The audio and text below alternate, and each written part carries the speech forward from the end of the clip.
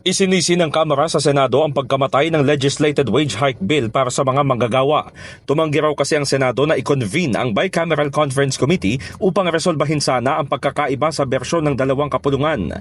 Ayon kay House of Representatives spokesperson Attorney Princess Abante, sinadya ng Senado ang hakbang na nauwi sa pagkamatay ng panukala sa huling gabi ng sesyon. Let's not sugarcoat it. The Senate killed the 200 peso wage hike bill.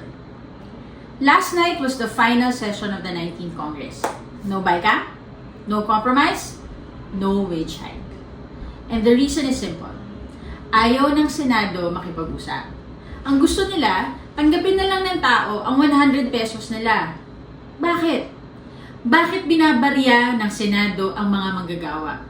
Ibinahagi rin ni Abante na nakapaghanda ang Bicameral Conference para makipagpulong at i-reconcile ang magkaibang bersyon ng panukala. Tumaas ang kilay ng mga BICAM conference namin nung tanungin kung ano ang nangyari.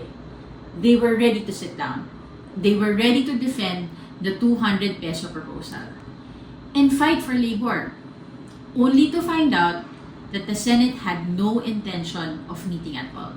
Iginiit ng tagapagsalita na binigyan ng Kamara ng take it or leave it na ultimatum at walang planong makipag-usap ang Senado dahil nais umano nilang sumunod lamang ito, bagay na taliwas sa demokrasya. Hindi umano minadali ang panukala, kundi responsableng tinalakay, ngunit sa halip na dialogo, ibinalik ang tahimik na pagtanggi. Paliwanag pa ni Abante, hindi ito pagkukulang ng Kamara dahil ginawa nila ang trabaho, samantalang iniwan ng Senado sa ere ang mga manggagawa.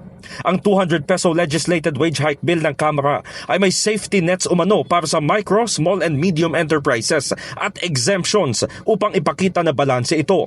Inaprobahan ng Kamara sa ikatlo't huling pagbasa ang panukala at agad ay sinumite ang bicameral panel ilang araw bago ang adjournment. Ngunit ang Senado, sinasabing pinangalanan lamang ang conference sa bisperas ng sine die adjournment at tumanggi sa Bicam talks. Sa halip ay iginiit daw na dapat na i-adopt ng Kamara ang 100 pesos na wage hike na bersyon ng Senado. Banat pa ni Abante sa Senado, This is not the end. Hindi bariya ang kailangan ng mga manggagawa. Ang kailangan nila, sahod na makatao, sahod na makatarungan. The House stands with labor and we will keep fighting.